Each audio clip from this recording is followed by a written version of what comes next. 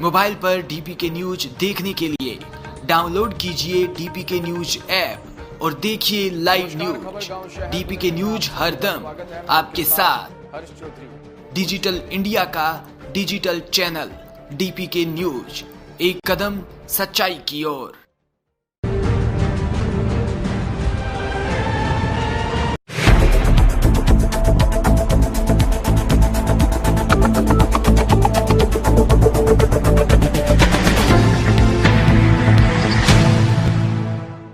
नमस्कार, स्वागत आप सभी का स्टेट न्यूज बुलेटिन में और मैं हूं आपके साथ शिवांगी पारिक।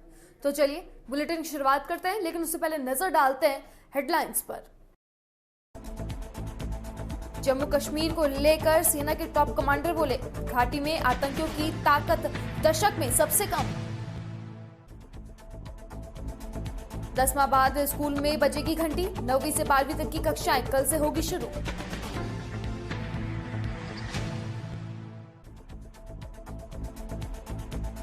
जालौर में बस में लगी भीषण आग, 6 लोगों की मौके पर ही मौत।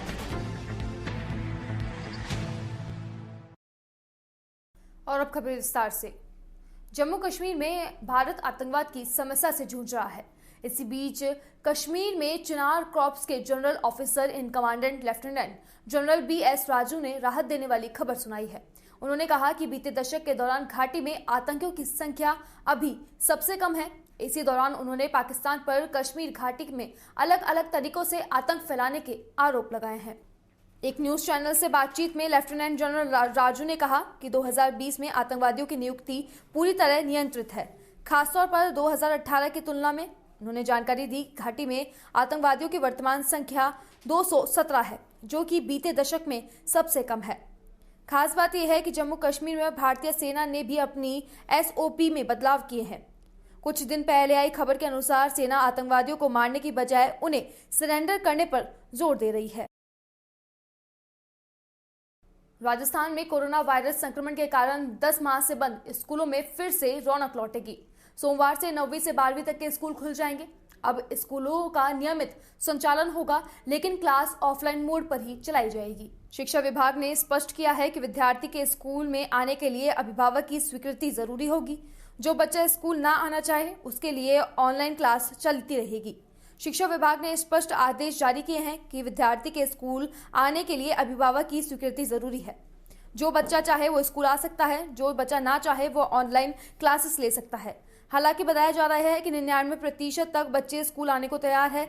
सबने अपने सहमति पत्र स्कूल भिजवा दिए हैं।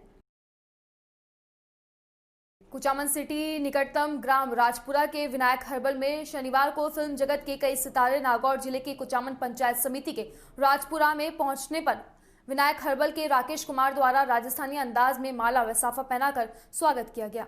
जगत से तारक मेहता का उल्टा चश्मा के लेखक व अनेक सीरियल में काम करने वाले फिल्मों के लेखक नितिन केशवानी के साथ में पहुंचे सितारों का स्वागत समारोह आयोजित किया गया। इस दौरान नितिन ने मीडिया से रूबरू होते हुए बताया कि राजस्थान के लोगों से जो आदर, सत्कार व अपनापन का एहसास देश के सभी कोने में किया नहीं जा सकता। राजस्थान के नागौर जिला वैसा भी इतिहास व वीरों व संतों की भूमि के साथ में ही अन्नदाताओं की भूमि रही है, जो आज भी यहाँ के युवाओं में शौर्य, जुनून, जोश, पराक्रम की भावना कूट कूट के भरी हुई है। केशवानी ने इस दौरान डीपीके न्यूज के एक सवाल में बताया कि युवाओं को हमेशा पॉजिटिव सोच के साथ में आगे बढ़ना चाहिए, क्योंकि हमारी सोच ही आपके लिए सबसे बड़ी हिम्मत बन सकती है। इसलिए युवाओं को अपने लक्ष्य पर एकरूपता के साथ में ध्यान देते हुए आगे बढ़ना चाहिए। चीज लिखते हैं, मैं अलग चीज लिखता हूँ, सबका अपनी फील्ड है। लेकिन एक कोई भी राइटिंग में अगर आप में एक अलग एक्स फैक्टर जिसे कहते हैं, एक नयापन नहीं है, बात वही कहनी है जो आप कह रहे हैं, मैं भी वही कह रहा हूँ जो दूसरे लोग कह रहे हैं, लेकिन कहने का तरीका किसी का अलग होता है, वही नोटिस में आता है। मतलब आप अगर कोई आर्टिकल भी लिख रहे हैं तो उस आर्टिकल को कहने का तरीका जो है, जिसको अपन कहते हैं कि संवाद, जो संवाद में कई चीज़ें ऐसी आ जाती हैं जो अपन अपने मन में ही दबा के बैठे होते हैं, लेकिन संवाद में वो जब लिखते हैं उसको, तो वो सुनने में बड़ी अच्छी लगती है। और वो जब कोई चीज़ दिल को छूती है, वो लिखने में कोई भी चीज़ हो, आप लिखें या मैं लिखूँ, मगर आप न्यूज़ लिखें, अगर वो न्यूज़ किसी के दिल को छूती है तो वो एक अच्छी न्यूज़ कहलाएगी। वरना न्यूज़, और मेरे जैसे राइटर हम लोग बहुत लोग हैं, तो हमें अपने में एक नयापन क्या है वो ढूंढना बहुत ज़रूरी है। राजस्थान के सबसे बड़े कोविड-19 हॉस्पिटल RUHS अस्पताल में medical superintendent Ajit Singh Shekhawat, RHS principal Sudhanshu Kakkar को पहला टीका लगाया गया। Rajasthan nurses women welfare organisation की प्रदेशाध्यक्ष एवं कोविड-19 वैक्सीन सेंटर की nursing nodal officer Vinita Shekhawat ने बताया कि अस्पताल में 75 के करीब टीके लग चुके हैं। अस्पताल अधीक्षक अजीत सिंह ने टीका लगवाकर सभी के दिल में वैक्सीनेशन के प्रति डर को दूर भगाने का संदेश दिया। सर्वप्रथम तो प्रदेशवासियों को वैक्सीनेशन प्रोग्राम के तहत आज माननीय मुख्यमंत्री महोदय और पूरे राजनीतिक प्रशासनिक रूप से आज वैक्सीनेशन प्रोग्राम का उद्घाटन किया गया राज्य सरकार द्वारा। साथ ही जो फ्रंट लाइन वर्कर हैं, जो डॉक्टर्स हैं, जो पैरामेडिकल स्टाफ्स हैं, उनके फर्स्ट लाइन के अंदर हम वैक्सीनेट और वैक्सीनेशन कर रहे हैं। आज SMS अस्पताल और अन्य प्रदेश के करीब 166 साइट्स पर वैक्सीनेशन प्रोग्राम स्टार्ट किया गया है और उसमें कई डॉक्टर्स ने और कई मेरा पैरामेडिकल स्टाफ ने वैक्सीनेट अपने आप को कराया है। उसको देखते हुए प्रदेश के अंदर जहां तक हम ये कोविड की जो महामारी पिछले 9 से 10 महीने से हम भुगत रहे थे या प्रदेश की जनता जिससे ग्रसित थी, उसको देखते हुए वैक्सीन का आना अपने आप में एक खुशी की लहर है। आज मैंने भी अपना वैक्सीनेशन कराया और कराने के बाद में मुझे किसी तरह की कोई ऐसी कमजोरी या किसी तरह की कोई ऐसे सिम्टम्स अभी तक मैं महसूस नहीं हो रहे हैं। इससे ये मैं कह सकता हूं कि वैक्सीन से बिल्कुल डरने की आवश्यकता नहीं है और आगे आएं और वैक्सीन के लिए जो फ्रंट लाइन वर्कर और डॉक्टर्स हैं उनको पहले वैक्सीनेट करने से एक पब्लिक और आम जनता में भी एक कॉन्फिडेंस आता है कि हाँ, हमारी जो सेवा जो डिपार्टमेंट कर रहा है वो लोग वैक्सीन के ज़्यादा हकदार हैं और उनको वैक्सीन लगने से हम ये देखेंगे कि वो हमारे फ्रंट लाइन वर्कर्स जो हैं और ज़्यादा कॉन्फिडेंस के साथ आप लोगों की सेवा करेंगे, उनका इम्यूनिटी लेवल अच्छा रहे, उनकी एक स्वास्थ्य जो रक्षक है हमारे, उनका स्वास्थ्य भी सुरक्षित रहना एक हमारा उद्देश्य है। इसी को देखते हुए राज्य सरकार ने और माननीय मुख्यमंत्री महोदय ने इसका उद्घाटन करके आज इसको 16 तारीख से पूरे प्रदेश के अंदर इस प्रोग्राम को। टोंक जिले के अलीगढ़ थाना क्षेत्र में बमानिया गांव में आज दबंगों का कहर एक दलित परिवार पर टूट पड़ा। खेत में बनी पानी की नाली को लेकर हुए विवाद में गांव के दबंगों ने दलित परिवार पर लाठी और डंडे से लैस होकर जमकर मारपीट की। घायलों का आरोप है कि उन्होंने घटना स्थल से पुलिस को टेलीफोन के जरिए कई बार घटना की सूचना भी दी, लेकिन इसके बावजूद भी पुलिस मौके पर नहीं पहुंची। वहीं घायलों का आरोप है कि जब उन्हें एम्बुलेंस के जरिए घटनास्थल से अस्पताल ले जाया जा रहा था तो दबंगों ने एम्बुलेंस पर भी पथराव किया। वहीं बाद में सभी घायलों को सयादत अस्पताल लाया गया। वहां पर फिलहाल अभी सभी का उपचार जारी है। घटना की जानकारी मिलते ही शहर कोतवाल लक्ष्मण सिंह मेजाप्ते के साथ सयादत अस्पताल पहुंचे, जहां पे घायलों ने बयान दर्ज किए। वहीं मामले को लेकर दलित संगठनों से जुड़े पदाधिकारी भी अस्पताल पहुंचे और पुलिस की कार्यशैली पर कड़ी नाराजगी जताते हुए आरोपियों के खिलाफ कड़ी से कड़ी कार्रवाई की मांग की।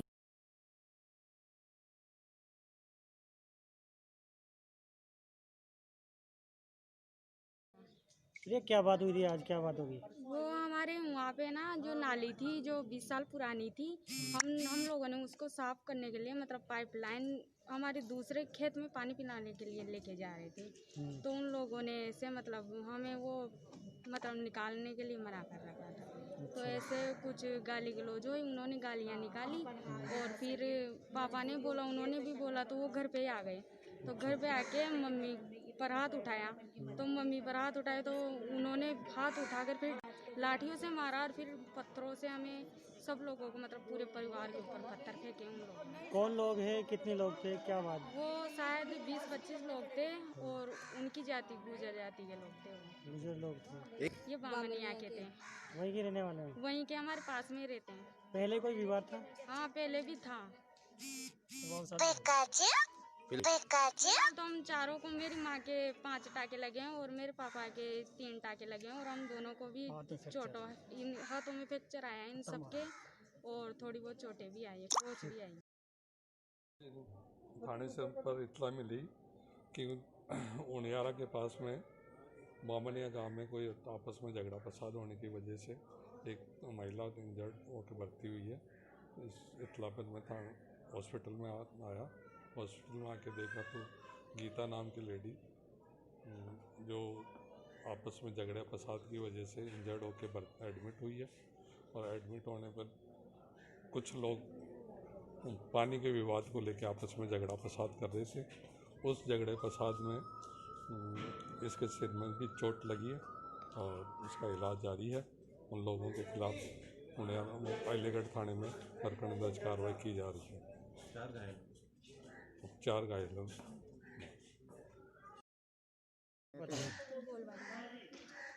नाम बताओ अपना। अब बताओ। मोतीलाल बैरवा। तो ये किस तरह का मामला है? यह हमारी नाली थी 20 साल पुरानी सर। पानी ले जा रहे थे, उसमें निकाल रहे थे वो। उन लोगों ने हमारे ऊपर हमला कर दिया। वहाँ से करते हुए हमारे घर तक भी गए सब और मारपीट की हमारे साथ। और फिर क्या हुआ? आप एम्बुलेंस के साथ किस तरह क्या हुआ? एम्बुलेंस बुलाई गई। फिर हम हमारी घरवाली को और बच्चों को लेके मैं अलीगढ़ जा रहा था। इन्हों को लेके रस्तों में गुजर सवार ने हमला बोल दिया हमारे। ड्राइवर को बाहर निकाल लिया गया, पत्थर बरसाया और शीशे तोड़ दिए गए, हमारे कई कांच घुस गए। फिर हमने अपनी जान बचा के उसके अलीगढ़ गए। एम्बुलेंस कहाँ? एम्बुलेंस अलीगढ़ ही चल गई सर, क्या पता वो कहाँ गई। एम्बुलेंस भी तोड़फोड़ की है? तोड़फोड़ की 104 हमारे खरोच भी आए खरोच आए हैं, सब कांच घुस गई तो हमारी जान बचा के अलीगढ़ गए। और फिर हमने बड़ी एम्बुलेंस की फिर टोंक फिर 108 को फिर बाद में बुलाया। 108 तो वहीं बारा के हरनावदा शाहजी आयुर्वेदिक औषधालय बेड पीयूष नागर का स्थानांतरण होने पर उन्हें कस्बे वासियों ने भावभीनी विदाई दी। बैद नागर के व्यवहार कुशलता की सराहना करते हुए उनके उज्जवल भविष्य की कामना की। ब्लॉक सहदेवल अध्यक्ष अंकित त्यागी ने नागर का फूलमाला साफा पहनाकर श्रीफल भेंट कर स्वागत किया। पतंजलि केंद्र के सुरेंद्र शर्मा व योग शिक्षक जितेंद्र मिश्रा ने भी स्मृति चिन्ह भेंट कर नागर का स्वागत किया। बैद नागर ने व्यवहार कुशलपूर्वक के साथ में विषम परिस्थितियों में भी सभी की कस्बे की निरंतर सेवाएं दी। समय समय पर विशेष शिविरों का आयोजन कर लोगों तक आयुर्वेदिक काढ़े व औषधियों का निरंतर लाभ पहुंचाया।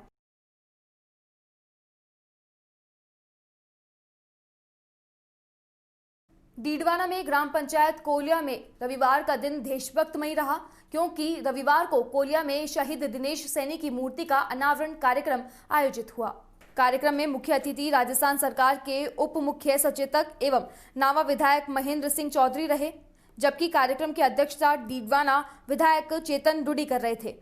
इस दौरान मुख्य अतिथि महेंद्र चौधरी ने कार्यक्रम को संबोधित करते हुए बताया कि देश के लिए प्राणों का निछावर करने वाला हमारे मातृभूमि के पूत मरते नहीं, अमर रहते हैं, क्योंकि उनकी शहादत को भी कभी भुलाया नहीं जा सकता।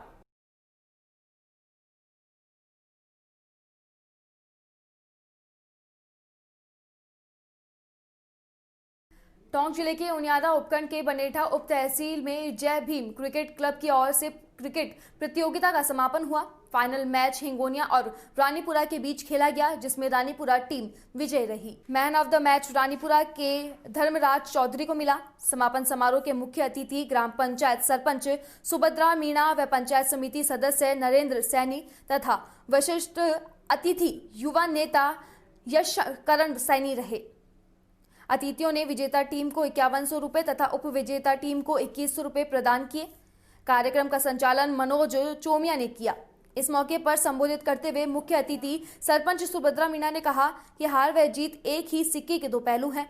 उन्होंने विजेता टीम को बधाई देते हुए हारने वाले खिलाड़ी को निराश नहीं होकर कमियों को दूर करने का बताया। साथ ही अगली बार ऐसी प्रतियोगिताओं में अपना दमखम दिखाकर लोहा मनवाना चाहिए।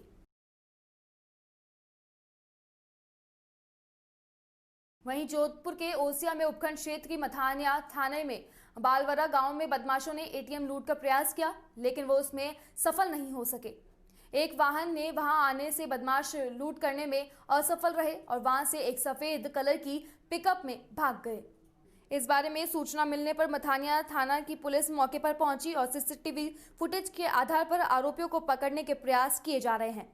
मिली जानकारी के अनुसार तीवरी पंचायत समिति के निकटवर्ती ग्राम पंचायत बालरवा में स्थित एसबीआई एटीएम पर लूट की नियत से 3 लोग पहुंचे, जिनके मुंह पर कपड़ा बंधा था।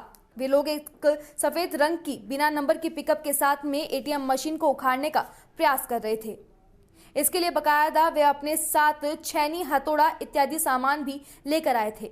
सर्दी का मौसम होने के कारण सुनसान रात पर इतनी आवाजाही नहीं थी, इस कारण उन्होंने एटीएम मशीन के बॉक्स को तोड़ दिया था। इससे पहले कि वे एटीएम को पिकअप के जरिए घसीटकर बाहर निकालते, मौके से गुजर रहे एक कार चालक की नजर उन पर पड़ी, जिससे उन्होंने अपने वाहन को एटीएम की तरफ मोड़ दिया। इससे लूट की वारदात करने आए बदमाश नाकाम रहे और आनन फानन में पिकअप में सवार होकर भाग निकले। जल्दबाजी में बदमाश लूट के प्रयास आने वाले सामान, हथौड़ा इत्यादि को एटीएम पर ही छोड़कर भाग निकले, जिसके बाद में मथानिया थाना पुलिस को इत्तला दी गई। मौके पर पहुंची पुलिस ने एसबीआई बैंक के अधिकारियों को इस बारे में सूचना दी और सीसीटीवी फुटेज खंगालने पर उन्हें कहा। फुटेज में वारदात में 3 लोगों की होने की पुष्टि की गई है। इसके अलावा वे पिकअप से तीवरी की ओर जाते दिखाई दिए हैं। पुलिस ने अपना अनुसंधान शुरू कर दिया है।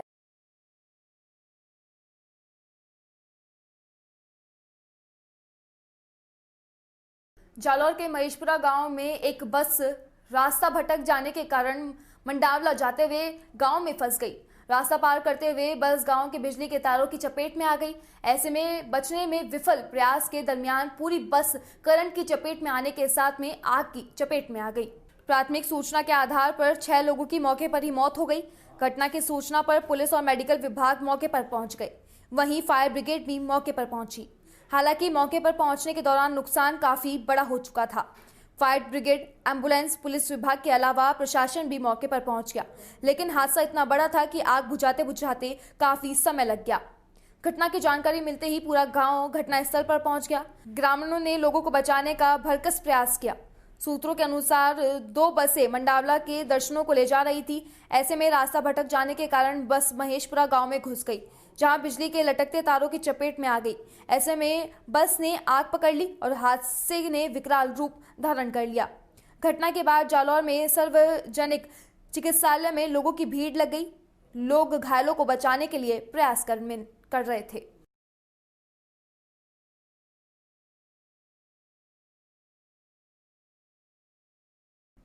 फिलहाल स्टेट न्यूज बुलेटिन में बस इतना ही। देश और दुनिया की तमाम खबरों के लिए देखते रहिए डीपीके न्यूज। नमस्कार।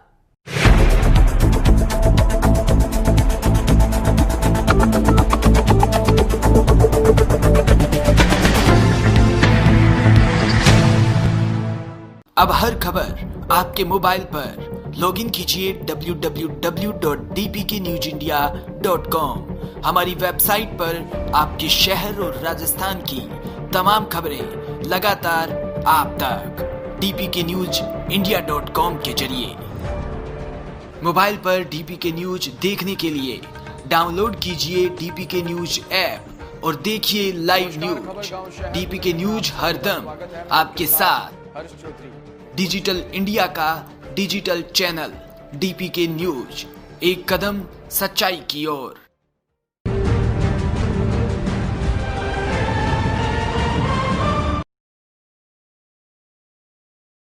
नमस्कार, मैं Mahavir Prasad DPK news channel से, और आज हम पहुंचे हैं नागौर नगर परिषद के वार्ड नंबर 1 में। और वार्ड नंबर 1 में यहाँ से आज़ाद उम्मीदवार गोविंद जी कड़वा जी हमारे बीच में है। स्वागत है सर। तो कड़वा जी, जिस तरह से अब आप जनसंपर्क कर रहे हो, घर घर जा रहे हो, डोर टू डोर जा रहे हो, ऐसे में जनता से किस तरह के वादे कर रहे हो?